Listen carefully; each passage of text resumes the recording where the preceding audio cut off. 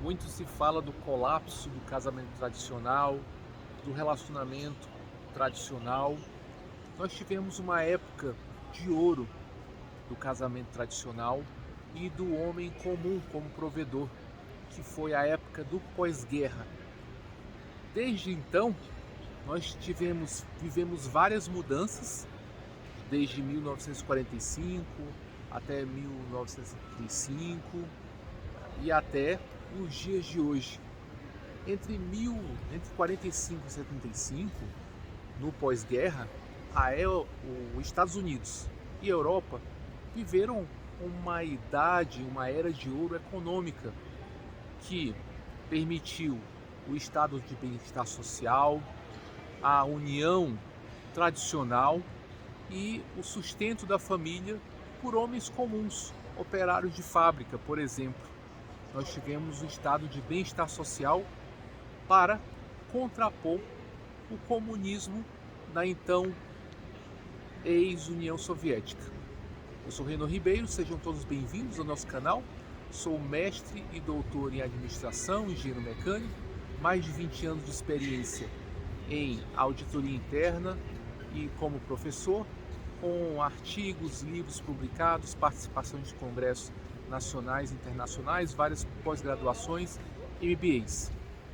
No pós-guerra, com o aumento da indústria, com o fortalecimento dos sindicatos, com bons salários, com aposentadoria, educação pública, saúde pública, né, educação acessível para todos, nós tivemos como resultado muitos operários da linha de produção, pessoas comuns que não tinham curso superior em chão de fábrica, essas pessoas, esses homens, poderiam sustentar esposa, filhos, possuir casas, carros, tudo de uma forma sozinha, só o homem que fazia essa provisão.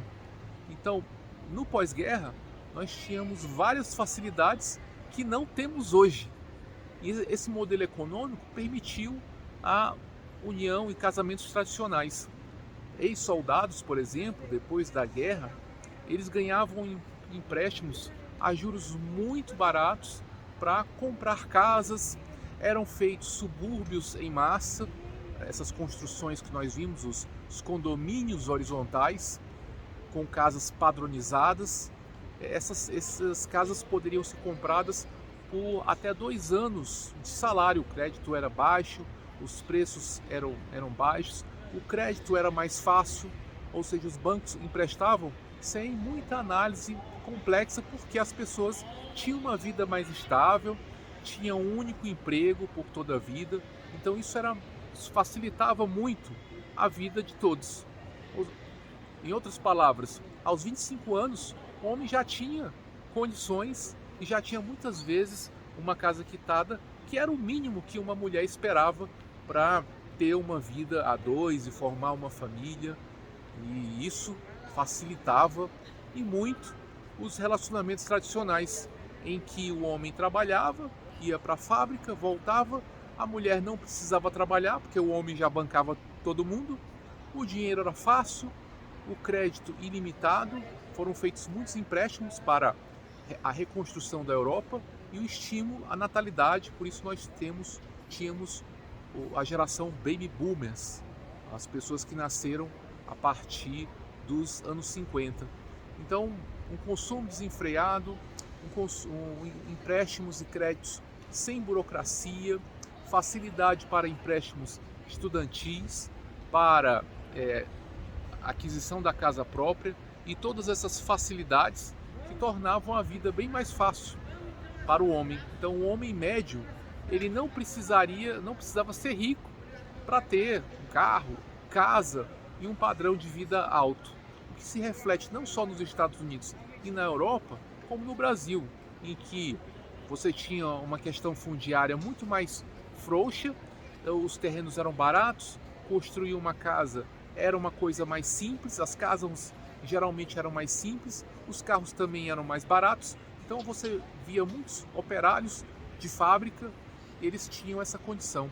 E isso propiciava a união, os casamentos tradicionais, sendo que, nesse sentido, o casamento era uma opção econômica vantajosa, tendo em vista que só o homem era o provedor, ele trabalhava na fábrica, ele ganhava bem para prover todos esses bens e serviços, e a mulher não precisaria trabalhar, ela seria uma dona de casa, ela não precisaria trabalhar fora.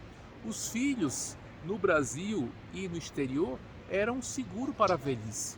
Quanto mais filhos você tivesse, mais eles iam te ajudar, porque existia essa obrigação dos filhos ajudarem os pais. Então sempre você tinha essa coisa da reciprocidade.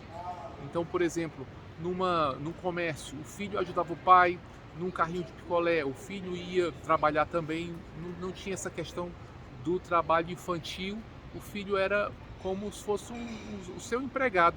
Então, tanto na fazenda como na cidade, se você tivesse um negócio, o filho ia te ajudar, você poderia deixar uma criança despachando numa mercearia e isso não tinha nenhum problema, até porque todo mundo se conhecia. Então não havia esse problema. O filho era realmente uma garantia de riqueza e de aposentadoria. Ainda tinha essa questão cultural. Em 1971 nós tivemos o fim do padrão ouro, a inflação, a crise do petróleo, que minou o poder de compra das famílias em todo o mundo. Então a crise do petróleo provocou crises na indústria, nos empregos, no setor público. Nos Estados Unidos, as fábricas foram para o México, foram para outros países, os empregos dos Estados Unidos sumiram. Então, voltando à crise do petróleo, aumentou o custo da energia e o custo de vida para as famílias. A reboque nós tivemos o feminismo, as mulheres foram forçadas pela falência do sistema econômico a entrar no mercado de trabalho, dobrando a concorrência por empregos e diminuindo os salários. Então nós vemos sempre essa conexão entre modelo econômico, novidades tecnológicas e diferenças na configuração das famílias, sendo que a partir desse momento, da década de 70, o salário de um operário não era suficiente mais para sustentar uma família.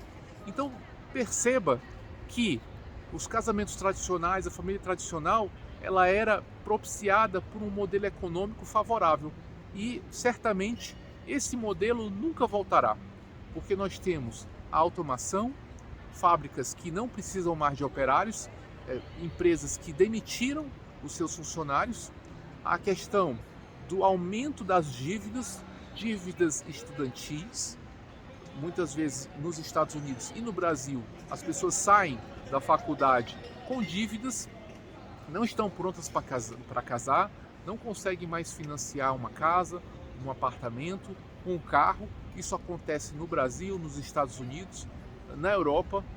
Então uma casa que era um valor X, ela está 10 vezes mais cara. As pessoas que não conseguem mais financiar, e isso forçou as mulheres, de certa forma, a entrarem no mercado de trabalho, porque o homem não consegue mais ser o provedor.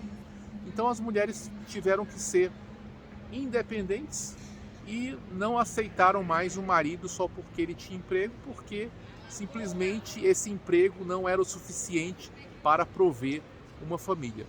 Como conclusão, o casamento tradicional, naqueles padrões dos anos 50, morreu. Ele está, vamos dizer assim, falido, esse modelo, porque o modelo econômico que sustentava esse tipo de relacionamento também faliu, e as tecnologias, elas provocaram uma mudança disruptiva nos costumes, nos relacionamentos, na economia e nos empregos.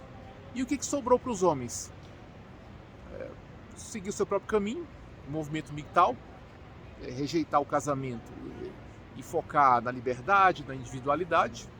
Nomadismo digital, ser nômade digital, trabalhar de forma remota e evitar fincar raízes, criar asas ao invés de fincar raízes. O minimalismo, viver com pouca coisa, com poucos móveis, e evitar assumir dívidas, evitar o consumismo desenfreado. Então perceba bem, Viva a sua época, comemore a sua época. Se você acha que antigamente era melhor, lembre-se que aquele mundo dependia daquela economia, daquele sistema econômico que nunca mais vai existir. Adapte aos tempos atuais ou seja engolido pelas circunstâncias, pelas coisas ruins. Só que nós temos que aproveitar as coisas boas, as oportunidades. Então fica uma reflexão. Se você prefere aquele tempo, aquele sonho brasileiro e americano que morreu, e o casamento tradicional morreu junto com ele, porque o sistema não sustenta mais um casamento em que só o homem faz a provisão de toda a família. E eu te pergunto, finalmente, para que você reflita, você ia preferir viver nos anos 50, casando cedo, tendo casa e carro, e morrendo cedo, sem as novidades tecnológicas de hoje, e sem liberdade, tendo que casar e seguir um padrão fixo, ou os dias de hoje, sendo solteiro, sendo livre, podendo casar se quiser, mas tendo todas essas flexibilidades que nós temos nos tempos atuais. Então, é essa reflexão que eu deixo para vocês. Obrigado por assistir esse vídeo. Um abraço, até o nosso próximo vídeo.